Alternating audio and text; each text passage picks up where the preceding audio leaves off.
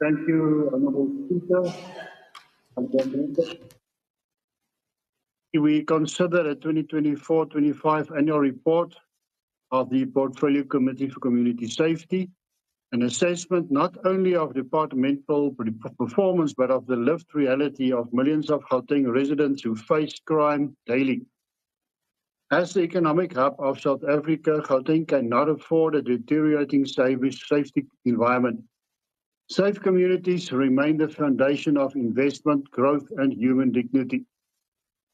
The findings in the committee highlight both progress and deep systematic failures. Firstly, on the 54.3 million rand in irregular expenditure, this is totally unacceptable. And secondly, we observed that procured drones remained unused, as it was referred to earlier. This is a critical lost opportunity. In a province overwhelmed by violent crime, drones should support hotspot monitoring, rapid response, and intelligence gathering. Thirdly, Honourable Speaker, we note that the SAPS remains overstretched and under-resourced, leaving many precincts unable to respond effectively to rising crime. And then, Madam Speaker, on the issue of the Gauteng anti-crime wardens, the Freedom Front Plus reiterates that the public protector has already found the program to constitute fruitless and wasteful expenditure, with wardens deployed without lawful mandate, inadequate training, or constitutional alignment.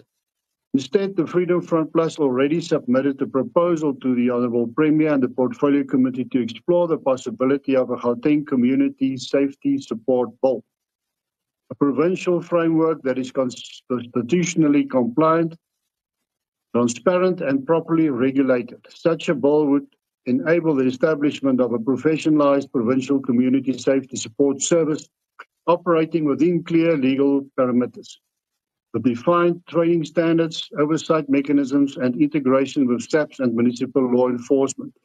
This is how we build real capacity, not through political experiments, but through lawful, accountable, and professional structures. Speaker, Gauteng needs more than fragmented initiatives.